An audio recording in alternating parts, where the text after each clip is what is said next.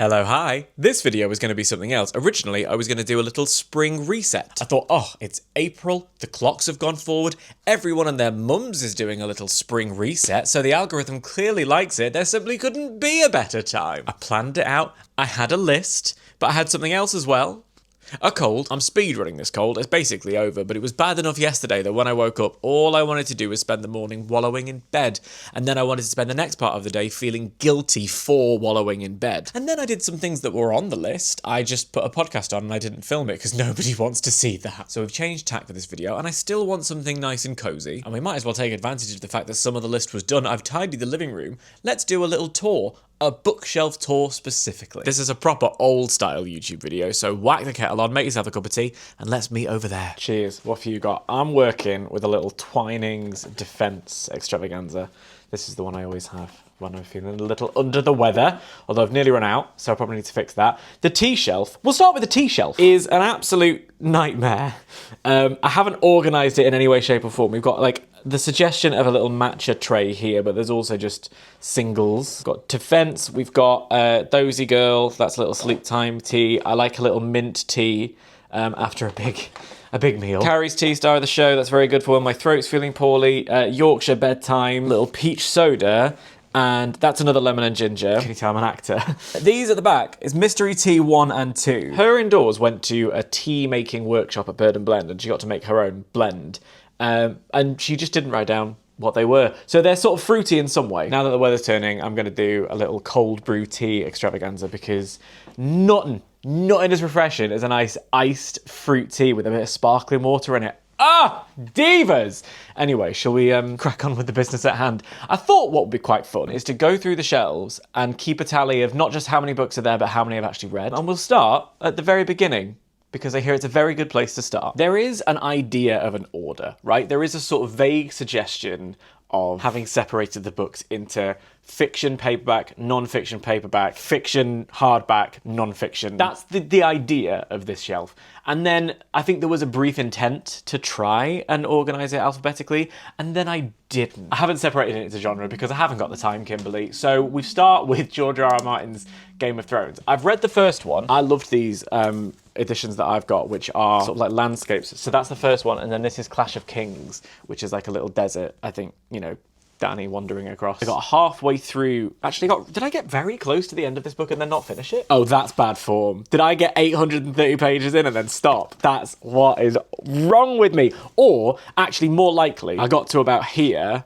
put that back there, and then went like that, and then life will have taken over. These are hard books to read, in my defense. I did try listening to the audiobook of the original Game of Thrones, except the person performing the audiobook, he keeps calling him Jeffrey, and I can't be having it. Once is fine. I understand that in a book that long, you can try and do proofreading or proof listening as much as you want. A Jeffrey's going to slip through now and again. But 3 times, I've got a problem. If I didn't finish it, even if I got halfway through, we're not counting that as read, so that's 1 not read. Dan Brown's Digital Fortress, which I've read every single Dan Brown book there is, except this one. Actually, and the new one. I haven't read the new one yet either. And I don't know why. I love Dan Brown. I know it's sort of de rigueur to be a bit, oh, Dan Brown's entry level, but, you know, sometimes entry level's nice. Northern Lights, haven't read. Philip Pullman's version of the Grimm Tales, haven't read. Here we go. Bridget Jones. I've got 3 Bridget Jones here. I haven't got Edge of Reason, and I don't know why. This is one of my top 5 favourite books of all time, and this edition actually was my nan's, so it's very cherished. I will be keeping it forever and ever, amen. It's the kind of book that I could pick up and read literally anytime I want. The others I've read once each, so, and I have read The Edge of Reason, so I truly cannot explain to you why it's not there. Geek Love, haven't read yet. Heartburn by Nora Ephron, absolutely adore. Not only is it a great novel, I got a good vinaigrette recipe from it, so there you go. Yellowface, haven't read yet. 2 of a series, The Thieves' Gambit, which I was given as a gift because I popped them on my sort of like wish list at waterstones.com and then gave that list out and people bought me not only the first but the second. So they're like YA, heisty, fantasy kind of vibes. So I'm going to give those a go. Santa's Diary. It's an old classic. We've read it. Princess Bride, haven't read. Secret History, haven't read. Out of Love by Hazel Hayes. Of course. No. No. This one is quite sweet. This is a book that, there's a book swap at Mount View, and this is the one that I kept. So that's going to end up coming with me to every future house purely for sentimental reasons. We're off to a banging start. First shelf, 26 books, 5 read. Shelf 2, no, no, no, yes. I have read all 4 of these Hunger Games books. Also on this shelf are 3 little accoutrements. This is a knitted Musidorus. So this is my character from Head Over Heels. This was a Christmas gift from her indoors. It is one of the sweetest things anyone has ever given me. Got a little ceramic thing here that I was given by Louise Pentland years and years ago, and a whole bunch of free bookmarks. You can't help but collect them, can you? This is my next read. This is Murder at Cull's Nest. I do love a cozy crime, and this is about a former nun going to meet a friend, but the friend has gone missing. Cozy crime at the seaside, not going to complain. Haven't read.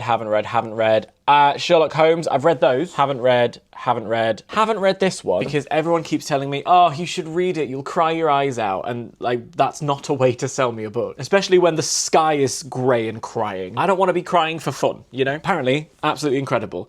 Maybe when I'm a bit more stable. No. Oh boy, no. Well, you know, it's the intention. I think the other thing is, I don't tend to keep books that I have read. Some of them, if I've read them, I will keep them if they're going to be perennials or they're ones that I love. But when space is a premium, it's sometimes nice to say thanks for your service and send them off to the next home. So let's keep the tally. What was that? A better tally on this shelf. We've read 8 of the 26. Okay, into non-fiction extravaganza.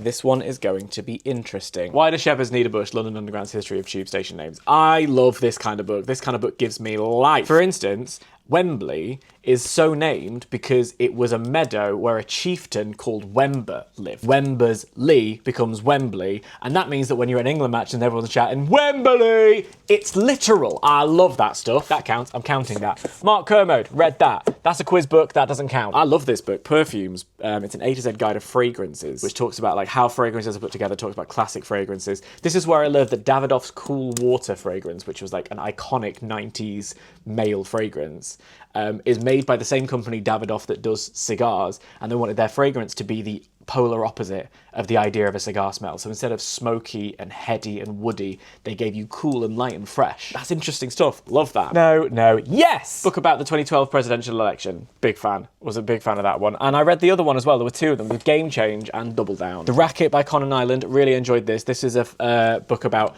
a guy who played tennis during the era of like Federer, Djokovic, Murray. How do you maintain your passion and love for a sport and your discipline when you aren't the star? On tour with tennis's golden generation and the other 99%.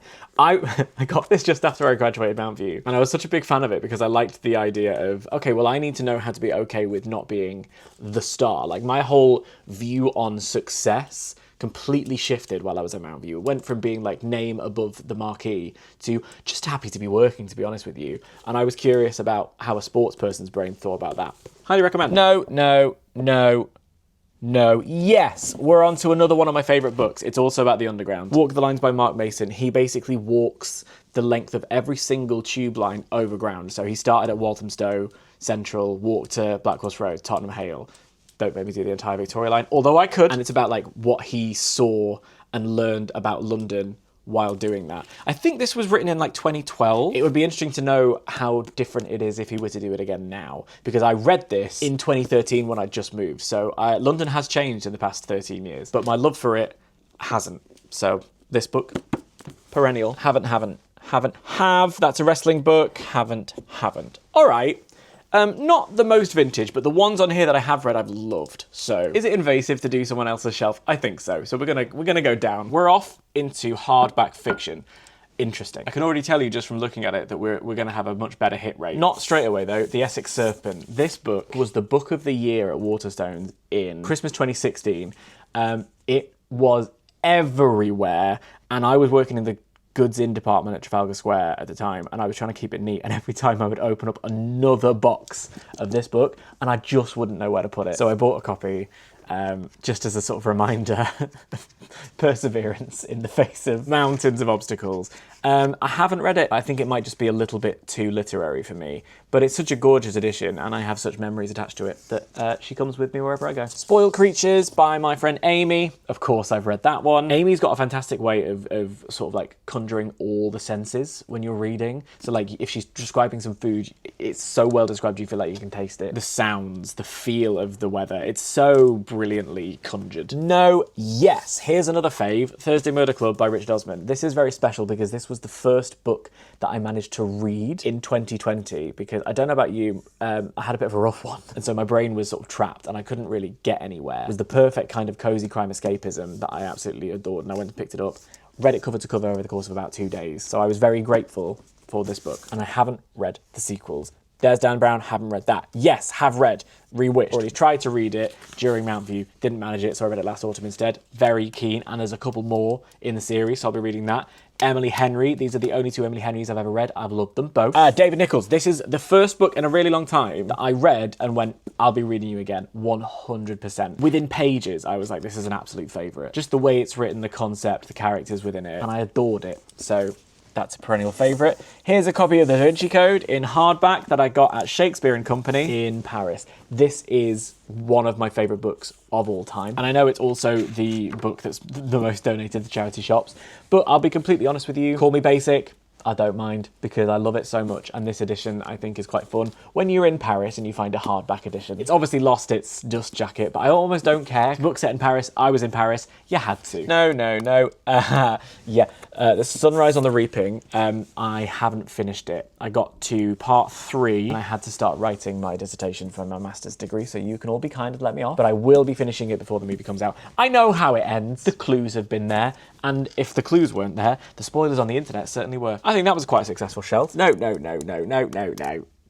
Yes. Letters and Lattes. This is cozy fantasy, low stakes. I bought it because the cover was so nice, and I know we shouldn't, but we do. And I love fantasy. I love fantasy books. I love fantasy worlds. I just sometimes can find them a bit impenetrable. And this one was so easy to understand the lore of the world, the layout of the world. There's something vaguely steampunk about it in the way that they bring in an espresso machine into the world. I was a big fan. I liked it very much. And I read the follow-up, Bookshops and Bone Dust, and I have yet to read the 3rd in the series, which is Brigands and Bread Knives. The Only Story, Julian Barnes. I read this when I was sad.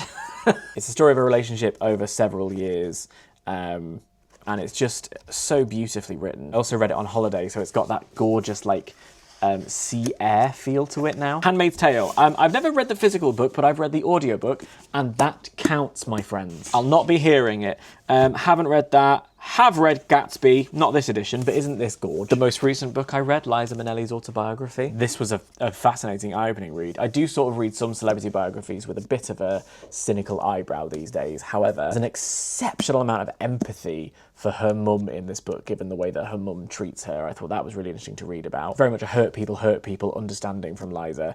And a huge amount of accountability for her behaviour as well. Also thought that was very interesting. Ariadne, haven't read. This is a book that's on Lena Norm's book club on her Patreon. I'm saving it for when the occasion arises. No. Okay, a less successful shelf. This is where the non-fiction really takes off. There's not enough room to put them up side by side, and then, I need a second room. A second room that I can trust. We have so many problems in this flat. That's a story for another time. Problems that make it that I don't want to put my books in a room that I know is very, very not good for storing books, put it that way. For the wrestling fans in the room, The Death of WCW, Brian Alvarez, and R.D. Reynolds. It's a classic of wrestling writing. It documents the downfall of the WCW brand in the late 90s. And I just think it's a really interesting insight in how storytellers can connect with fans, how egos can get in the way of good work, and how important foresight can be. And learning from the mistakes of history, because the updated 10th anniversary edition version of this features a section of lessons not learned by the wrestling industry in the years since WCW folded. Fascinating. Have read selections, but not the full of You, Toni Morrison. Yes, Matthew Perry, Sad Face. Disney War down here, I feel like every person who's ever written a video essay on YouTube has read Disney War. The thing with non-fiction is given that I'm a vibesy reader, you really need to have everything perfect to be able to properly sink into it, because they can be quite dense and the writing can be smaller. You need the right brain space and the right attitude to be able to read it, especially if it's about the state of the world. When I think about my dream vacation and I'm off in a little cottage somewhere, it's Centre Parks, I'll be honest with you. I want to go and sit in Centre Parks and read some books.